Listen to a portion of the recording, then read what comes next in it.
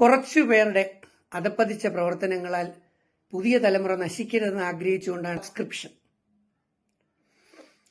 ഏതോ ചിലർ ഒരു മാസം 10,000 20,000 പേരുടെ സബ്സ്ക്രിപ്ഷൻ എട്ടിന്റെ പണി കിട്ടിയിരിക്കുകയാണ്. ഇനി സോഷ്യൽ മീഡിയ അക്കൗണ്ട് വഴി ആർക്കും പണം സമ്പാദിക്കാൻ കഴിയില്ല. അതായത് നഗ്നതാ പ്രദർശനം അല്ലെങ്കിൽ അക്കൗണ്ട് വഴിയുള്ള സബ്സ്ക്രിപ്ഷൻ നടത്തി അതിലൂടെ ശരീരം പ്രദർശിപ്പിച്ച് ജീവിക്കുന്ന പലർക്കും ഇതൊരു തിരിച്ചടിയാണ്. ഇത്തരത്തിലുള്ള എല്ലാ അക്കൗണ്ടുകളും ഡിലീറ്റ് ചെയ്യണമെന്നാണ് രാഷ്ട്രപതി നിർദ്ദേശം കൊടുത്തിരിക്കുന്നത്. അപ്പോൾ എത്രയും പെട്ടെന്ന് ഇത് നടപ്പിലാവാൻ പോകുന്നതാണ്. ഒരു കാര്യം പ്രത്യേകം മനസ്സിലാക്കുക, സബ്സ്ക്രിപ്ഷൻ ചെയ്ത് ഇതുപോലെ എക്സ്ക്ലൂസീവ് കണ്ടന്റിനുള്ളിൽ 18 വയസ്സിന് താഴെയുള്ള കുട്ടികളെ നിങ്ങൾ ഇത്തരത്തിലുള്ള വീഡിയോയിലേക്ക് ഉപയോഗിക്കുകയാണെങ്കിൽ പോക്സോ ആക്ട് പ്രകാരം ശിക്ഷാർഹമായ കുറ്റമാണ്. ജാമ്യം പോലും ലഭിക്കില്ല. ഈ നിയമം വരുമ്പോൾ ആർക്കൊക്കെ തിരിച്ചടിയാവും? എന്താണ് നിങ്ങളുടെ അഭിപ്രായം? ഹലോ ഗൈസ്, എല്ലാവർക്കും പുതിയൊരു വീഡിയോയിലേക്ക് സ്വാഗതം. അപ്പൊ ഇന്ന് നമ്മൾ പറയാൻ പോകുന്നത് എന്താണെന്ന് വെച്ച് കഴിഞ്ഞാൽ, നമ്മുടെ സോഷ്യൽ മീഡിയയിൽ ഇപ്പൊ ഏറ്റവും കൂടുതൽ കണ്ടുവരുന്ന ഒരു കാര്യമാണ് ഇൻസ്റ്റഗ്രാമില് സബ്സ്ക്രിപ്ഷൻ വഴി കുറെ അധികം സ്ത്രീകൾ പണം ഉണ്ടാക്കുന്നുണ്ട്. ശരീര പ്രദർശനം നടത്തി തന്നെയാണ് പണം ഉണ്ടാക്കുന്നത്. അപ്പൊ അതിനെ കുറിച്ചിട്ടൊക്കെ ഇപ്പൊ നല്ല രീതിയിൽ ആൾക്കാർ ചർച്ച ചെയ്യുന്നുണ്ട്. കാരണം അത് വലിയൊരു ആപത്ത് തന്നെയാണ്. ആ ഒരു രീതിയിൽ സ്ത്രീകള് പണം ഉണ്ടാക്കുന്നതും സ്വന്തം ശരീരം പ്രദർശിപ്പിച്ച് പണം ഉണ്ടാക്കുന്നത് അത് വരും തലമുറയ്ക്ക് കൊടുക്കുന്ന തെറ്റായിട്ടുള്ള ഒരു സന്ദേശം തന്നെയാണ്. അപ്പൊ ഈ ഒരു വിഷയവുമായി ബന്ധപ്പെട്ട് ഒരുപാട് ആൾക്കാർ ഇപ്പൊ പ്രതികരിച്ച് രംഗത്തേക്ക് വരുന്നുണ്ട്. അതില് ഒരു ബിഗ് ബോസ് താരമായിട്ടുള്ള രജിത് സാർ, അദ്ദേഹം ഈ ഒരു വിഷയവുമായി ബന്ധപ്പെട്ട് കുറെ അധികം കാര്യങ്ങൾ പറയുന്നുണ്ട്. നമുക്കറിയാം, ഇപ്പോഴത്തെ സോഷ്യൽ മീഡിയ താരമായിട്ടുള്ള രേണുസുതി ഉൾപ്പെടെ ആ ഒരു മേഖലയിലേക്ക് എത്തിയിരിക്കുകയാണ്. ഇൻസ്റ്റഗ്രാമിൽ സബ്സ്ക്രിപ്ഷൻ വഴി സ്വന്തം ശരീരം പ്രദർശിപ്പിച്ച് മാസം നല്ല രീതിയിൽ വരുമാനം ഉണ്ടാക്കുന്നു. ഈ ഒരു വിഷയവുമായി ബന്ധപ്പെട്ട് ബിഗ് ബോസ് താരമായിട്ടുള്ള രജിത് സാറിന് പറയാനുള്ളത് എന്താണെന്ന് നമുക്കൊന്ന് കാണാം. ഇനിയെങ്കിലും പുതിയ തലമുറയ്ക്ക് വേണ്ടി ഞാനൊന്ന് പ്രതികരിച്ചില്ലെങ്കിൽ അത് എന്റെ ധാർമ്മികതയ്ക്ക് കോട്ടം തട്ടുമെന്നുള്ളത് കൊണ്ട് തന്നെ 2 വാക്ക് പറയാതിരിക്കാൻ വയ്യ.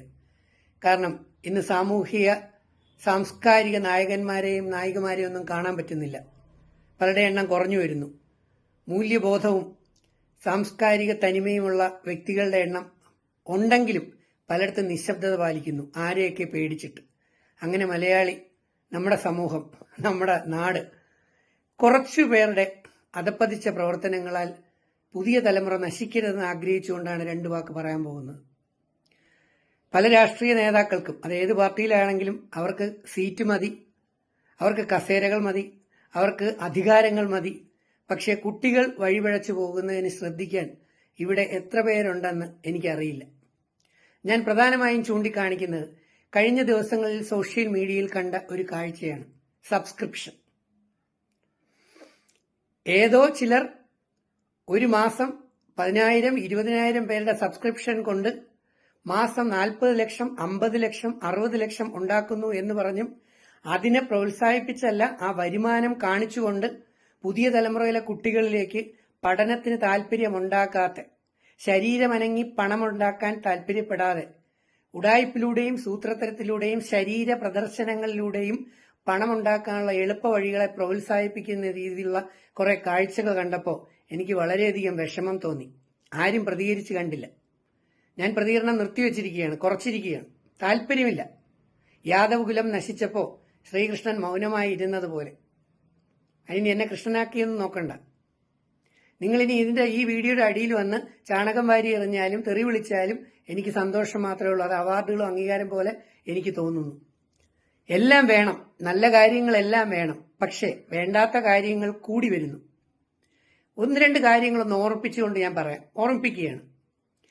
പുതിയ തലമുറയിലെ അല്ലെങ്കിൽ പഠിക്കാൻ പോകുന്ന UP സ്കൂളിലെയും ഹൈസ്കൂളിലെയും ഹയർ സെക്കൻഡറി സ്കൂളുകളിലെയും കോളേജിലെയും വിദ്യാർത്ഥികൾ, യുവതലമുറയിലെ ആൺകുട്ടികൾ ബഹുഭൂരിപക്ഷം പേരും, കുറെ പെൺകുട്ടികളും ഇങ്ങനെയുള്ള ജോലി ചെയ്യാതെ കുറെ ഉഡായിപ്പോടുകൂടി പണം ഉണ്ടാക്കുന്ന സബ്സ്ക്രിപ്ഷൻ പാർട്ടികൾ അവരുടെ ഈ വീഡിയോകൾ രാത്രി 10 മണി 11 മണിക്ക് ശേഷം വെളുപ്പാങ്കാലം 1:30-2 മണി വരെ ശരീരഭാഗങ്ങൾ പ്രദർശിപ്പിച്ചുകൊണ്ട് ഷാള് താഴേക്ക് വീണാൽ, മുന്താണി താഴേക്ക് വീണാൽ, സൈഡ് തെരിഞ്ഞു നിന്നാൽ, അതുപോലെ തന്നെ ബ്ലൗസിനകത്തൂടെയുള്ള ക്യാമറ ഫോക്കസ് ചെയ്തുകൊണ്ട് സ്വയം മ്ലേച്ഛമായ തരത്തിൽ ശരീരഭാഗങ്ങൾ പ്രദർശിപ്പിച്ചുകൊണ്ട് പണമുണ്ടാക്കുന്ന കുറെ കുട്ടികളല്ല, കുറെ വ്യക്തികളുടെ എണ്ണം, കുറച്ച് സഹോദരിമാരുടെ എണ്ണം കൂടി വരുന്നില്ലേ എന്ന് നിങ്ങളൊന്ന് ആലോചിച്ച് നോക്കുക.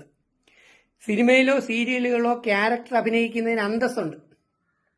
തിരക്കഥയ്ക്ക് അത് ആവശ്യമാണെങ്കിൽ അത് ഇംഗ്ലീഷ് സിനിമയായാലും മലയാള സിനിമയായാലും ഏത് ലാംഗ്വേജിലായാലും അവർ അത് പ്രദർശനം നടത്തുകയോ അല്ലെങ്കിൽ ആ ക്യാരക്ടർ നന്നായി അഭിനയിക്കുകയോ ചെയ്യട്ടെ.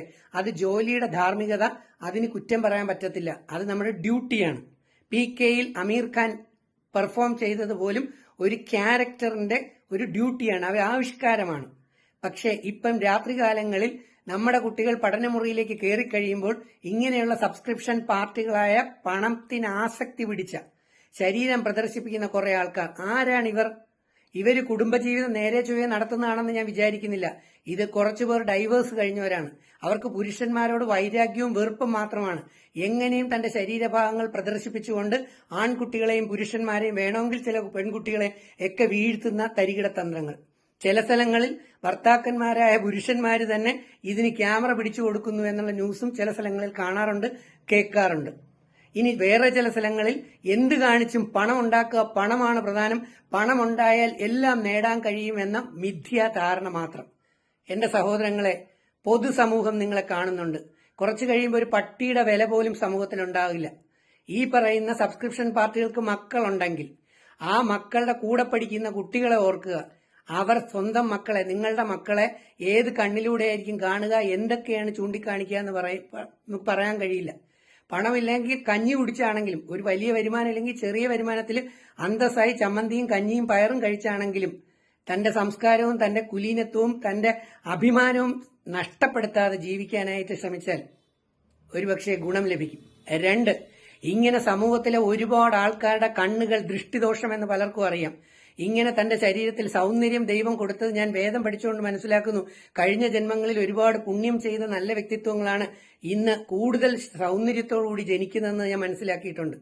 ഈ അങ്ങനെ കിട്ടിയ ദൈവാനുഗ്രഹത്തോട് കിട്ടിയ സൗന്ദര്യങ്ങളെ നാട്ടുകാരുടെ മുമ്പിൽ പ്രദർശിപ്പിച്ച് ആസക്തമായ കണ്ണുകളോടെയും മനസ്സുകൊണ്ടും ചിന്തിച്ച് പലരും ഈ ശരീരത്തിന്റെ പല ഭാഗങ്ങളും ആഗ്രഹിച്ച് പ്രവർത്തിക്കുമ്പോൾ ഈ പ്രദർശിപ്പിക്കുന്നവരറിയുന്നില്ല ഒരുപക്ഷെ നാളെ ഇവർക്ക് ക്യാൻസർ ഉൾപ്പെടെയുള്ള മാരക രോഗാതിപീഠകൾ പിടിച്ച് ആശുപത്രിയിൽ ഈ പണം പോകുമെന്നും ഡോക്ടർമാർക്കും മെഡിസിൻ ഈ പണം പോകുമെന്നും. ഒരു ബൈബിൾ വചനവും കൂടെ ഈസ്റ്റർ ആയതുകൊണ്ട് പറഞ്ഞങ്ങ് നിർത്താം. ബൈബിളിൽ യേശുദേവൻ പറയുന്നു, ഇനി കാണുന്നവരെ കുറിച്ചാണ് പറയുന്നത്, നിന്റെ കണ്ണുകൾ പാപം ചെയ്യുന്നുവെങ്കിൽ ആ കണ്ണുകൾ ചൂഴ്ന്നെടുത്ത് കളയുക. കണ്ണുകളോടുകൂടി നീ നരകത്തീയിൽ പ്രവേശിക്കുന്നതിനേക്കാൾ നിനക്കേറെ നല്ലത് ഒരു കണ്ണെങ്കിലും ഇല്ലാതെ നീ സ്വർഗത്തിലേക്ക് പ്രവേശിക്കുന്നതാണ്. നിന്റെ കൈകളും കാലുകളും പാപത്തിന് ഹേതുവാകുന്നുവെങ്കിൽ ആ കൈകളോ കാലുകളോ നീ തന്നെ മുറിച്ചു കളയുക. കാരണം കൈയും കാലും വെച്ചുകൊണ്ട് നീ നരകത്തീയിൽ പ്രവേശിക്കുന്നതിനേക്കാൾ നല്ലത് കൈകളും കാലുകളോ ഇല്ലാതെ സ്വർഗത്തിൽ പ്രവേശിക്കുന്നതാണ്. ഇതിന്റെ ആന്തരിക തത്വം, അർത്ഥം മനസ്സിലാക്കാൻ ശ്രമിക്കുക. അതുകൊണ്ട് ഈ പുതിയ കുട്ടികളെ വഴിതെറ്റിക്കുന്ന രീതിയിൽ അവരുടെ ചിന്താധാരകളെ അവരെ സൈക്കോളാക്കി മാറ്റാനും അവരുടെ പഠനമില്ലാതാക്കി മാറ്റാനും നല്ലപോലെ ജീവിക്കുന്ന പല കുടുംബങ്ങളിലെയും പുരുഷന്മാരുടെ ഉള്ളിൽ ഇതുപോലെയുള്ള പ്രദർശനങ്ങൾ കുത്തിക്കയറ്റി ആ കുടുംബത്തിൽ അസ്വസ്ഥതയുണ്ടാക്കി ആ കുടുംബങ്ങളെ തകർക്കാനും ശ്രമിക്കുന്ന ഈ മ്ലേച്ഛ പ്രവർത്തികൾ, ഇത് ഇന്ത്യൻ പ്രസിഡന്റ്, ആദരണീയായ ഇന്ത്യൻ പ്രസിഡന്റും ഇന്ത്യ ഗവൺമെന്റൊക്കെ ഈ അടുത്ത കാലത്ത് പറഞ്ഞു, ഇങ്ങനെയുള്ള മോശപ്പെട്ട പ്രവർത്തനങ്ങൾ കാഴ്ചവെക്കുന്ന സൈറ്റുകളും വ്യക്തികളുടെ വീഡിയോകളും ടെലഗ്രാമുകളും എല്ലാം കട്ട് ചെയ്യും എന്ന്. ചെറുതായി കട്ട് ചെയ്താൽ പോരാ, വളരെ വലുതായി തന്നെ കട്ട് ചെയ്തില്ലെങ്കിൽ എന്റെ പുതിയ തലമുറയിലെ കുട്ടികൾ ഏറെ പേരും പഠിക്കാൻ മടി കാണിച്ച് ഉഡായിപ്പിലൂടെ പണമുണ്ടാക്കുമെന്ന് മാത്രമല്ല അവർ സൈക്കോകളായി മാറി അവരുടെ ഭാവി ജീവിതം നശിച്ചു പോകും എന്ന് ഉൾക്കാഴ്ചയോടുകൂടെ എനിക്ക് ബോധ്യപ്പെട്ടതുകൊണ്ട് ഞാൻ ഇത് വിളിച്ചു പറയുന്നു. ശരിയാണോ തെറ്റാണോ എന്ന് ചിന്തിച്ചിട്ട് എന്നെ തെറി വിളിക്കുക. ഓരോ സ്ത്രീകളും അവരവരുടെ നേട്ടത്തിന് വേണ്ടിയിട്ട്, പണത്തിന് വേണ്ടിയിട്ട് അവരുടെ ശരീരം കാണിക്കാൻ അവർക്കൊരു നാണോ ഉളുപ്പോ ഒന്നും തന്നെ ഇല്ല. അതുകൊണ്ട് തന്നെ അവരത് പ്രദർശിപ്പിച്ച് ലക്ഷങ്ങൾ വരുമാനം ഉണ്ടാക്കുന്നു. ഇതിന് ഇപ്പോ ഒരു അശ്വനി എന്ന് പറയുന്ന ഒരു പെൺകുട്ടിയാണ് ഇൻസ്റ്റഗ്രാമിൽ നിന്നും മാസം 40 ലക്ഷത്തോളം രൂപയാണ് ഈ ഒരു സബ്സ്ക്രിപ്ഷൻ വഴി അവർക്ക് കിട്ടുന്നത്. ഇതിലിപ്പോ ഇത്ര വലിയ ഒരു അവർക്കൊരു എന്തോ വലിയ അവർ അധ്വാനിച്ചിട്ട് അത്രയും പണം ഉണ്ടാക്കുന്നത് പോലെയാണ് പല മീഡിയക്കാരും അവരുടെ ആ ഒരു വാർത്ത പ്രചരിപ്പിച്ചത്. സ്വന്തം ശരീരം അവർ കാണിക്കുന്നു, അത് കാണാൻ കുറെ അധികം ആൾക്കാർ പണം മുടക്കി അത് കാണുന്നു. അപ്പൊ ഇവരെ സംബന്ധിച്ചിടത്തോളം അവർക്ക് അവരുടെ ശരീരം പ്രദർശിപ്പിക്കാൻ നാണോ മാനോ ഒന്നും തന്നെ ഇല്ല. അവർക്ക് പണം മതി. കാരണം മാസം ലക്ഷക്കണക്കിന് രൂപയല്ലേ കയ്യിൽ കിട്ടുന്നത്. അപ്പൊ അതുകൊണ്ട് തന്നെ അവർക്ക് പണം മതി. പക്ഷെ ഇത് നശിപ്പിക്കുന്നത് നമ്മുടെ വളർന്നു വരുന്ന കുട്ടികളെ തന്നെയാണ്. ഇപ്പോൾ ഉള്ള പല കുട്ടികളും ഇതൊക്കെ കാണുമ്പോഴത്തേക്ക് എന്നാ പിന്നെ ഞങ്ങൾക്കും ഇങ്ങനെ ചെയ്താൽ എന്താണ്, നല്ല പൈസ കിട്ടുമല്ലോ, പഠിക്കേണ്ട ആവശ്യമില്ല, ദേഹാനങ്ങണ്ട, സ്വന്തം ശരീരം പ്രദർശിപ്പിച്ചാൽ മതിയല്ലോ, ലക്ഷക്കണക്കിന് രൂപ കിട്ടുമല്ലോ എന്നുള്ള ഒരു ചിന്താഗതിയോടുകൂടി ഇതൊക്കെ കണ്ടു കഴിഞ്ഞാൽ കുട്ടികളും ഇതേ രീതിയിൽ ചിന്തിക്കുകയും ഈ ഒരു രംഗത്തേക്ക് വരാനുള്ള നല്ല രീതിയിലുള്ള ചാൻസ് ഉണ്ട്. പ്രത്യേകിച്ച് ഇന്നത്തെ നമ്മുടെ കാലം സോഷ്യൽ മീഡിയ കാലമാണല്ലോ. സോഷ്യൽ മീഡിയയിൽ നിന്ന്, അതായത് ഇൻസ്റ്റഗ്രാമിൽ ഈ ഒരു സബ്സ്ക്രിപ്ഷൻ പരിപാടി എത്രയും പെട്ടെന്ന് നിർത്തലാക്കിയില്ല എന്നുണ്ടെങ്കിൽ വലിയ രീതിയിലുള്ള അപകടങ്ങൾ സംഭവിക്കും. അതിൽ യാതൊരു സംശയവുമില്ല. ഇന്ത്യയിൽ, പ്രത്യേകിച്ച് കേരളത്തിൽ, ഒരു സമാന്തര പോൺ ഇൻഡസ്ട്രി വളർന്നു വരികയാണോ എന്നൊരു സന്ദേഹം പങ്കുവെക്കാൻ കൂടിയാണ് ഇത്തരമൊരു വീഡിയോ ചെയ്യുന്നത്. നമ്മുടെ കേരളത്തിൽ ഇത്തരത്തിൽ ഏകദേശം 600-ലേറെ പെൺകുട്ടികൾ പ്രത്യക്ഷമായും പരോക്ഷമായും ശരീരം പ്രദർശിപ്പിച്ചുകൊണ്ട് പണമുണ്ടാക്കുന്ന രീതിയിലുള്ള വെബ്സൈറ്റുകളിലൂടെ കടന്നു പോകുന്നു എന്നുള്ളതാണ് മനസ്സിലാക്കുന്ന റിപ്പോർട്ടുകൾ. കേന്ദ്ര ഗവൺമെന്റ് ഇതുമായി ബന്ധപ്പെട്ട ചില പുതിയ നിയമങ്ങളൊക്കെ നടപ്പിലാക്കാനുള്ള ശ്രമത്തിലാണെന്നും മനസ്സിലാക്കുന്നു. അതിന് മുന്നോടിയായിട്ട് തന്നെ സോഷ്യൽ മീഡിയയിലൂടെ, പ്രത്യേകിച്ച് ഫേസ്ബുക്ക്, ഇൻസ്റ്റയിലൂടെയൊക്കെ ഇത്തരത്തിലുള്ള വീഡിയോസുകളുടെ പ്രമോ വീഡിയോസുകൾ ഇടുന്നതിൽ അശ്ലീലമുണ്ടെന്ന് തോന്നിക്കഴിഞ്ഞാൽ അത് മെറ്റായ്ക്ക് തന്നെ മാറ്റുവാനുള്ള ഒരു ഓപ്ഷനും ഉണ്ടെന്നാണ് പറയപ്പെടുന്നത്. ഞാനിത് സംസാരിക്കാൻ പോകുന്ന ഇതുമായി ബന്ധപ്പെട്ടുള്ള കാര്യങ്ങളിൽ ഇതിന്റെ സോഷ്യൽ ഇമ്പാക്റ്റുകൾ, സാമൂഹിക ആഘാതങ്ങൾ എങ്ങനെയായിരിക്കും എന്നുള്ള രീതിയിലാണ്. ഞാൻ എറണാകുളം ലോ കോളേജിൽ പഠിക്കാൻ ചെന്നപ്പോൾ ഹോസ്റ്റലിൽ നിന്ന് കേട്ട ഒരു സംഭവ കഥയെന്ന് വിശ്വസിപ്പിച്ചൊരു കാര്യമാണ്. വർഷങ്ങൾക്ക് മുമ്പ് നടന്ന കാര്യമാണെന്നാണ് പറയപ്പെടുന്നത്. നമുക്കറിയാം, വർഷങ്ങൾക്ക് മുമ്പ് കേരളത്തിലെ ചെറുപ്പക്കാരൊക്കെ ഒത്തുകൂടി കഴിഞ്ഞാൽ അവർക്ക് ഈ അശ്ലീല കാഴ്ചകൾ കാണുവാനായിട്ടുള്ള വഴികൾ വളരെ കുറവായിരുന്നു. അന്ന് ഇന്നത്തെ പോലെ മൊബൈൽ ഫോണോ സോഷ്യൽ മീഡിയയോ ഒന്നുമില്ല. വളരെ റയറസ്റ്റ് ആയിട്ടാണ് ഇത്തരം കാഴ്ചകൾ കാണാൻ പറ്റുക.